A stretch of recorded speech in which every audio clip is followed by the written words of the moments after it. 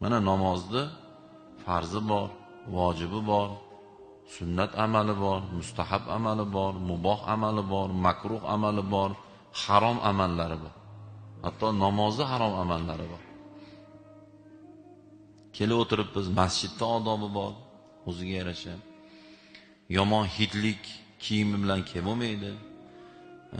Yomon hidlik og'iz bilan masjidga kelib bo'lmaydi. Payg'ambar alayhissalom o'sha insonlarga ozor beradigan hidlik narsani yegan odam masjidga kelmay tursin deganlar.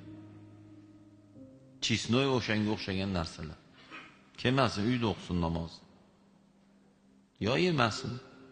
Yesa ket qilsin, ket qilolmasa kelmay tursin.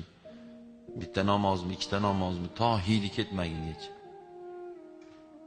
Badanidan yomon hid kelsa cho'milsin, sunnat bo'ladi.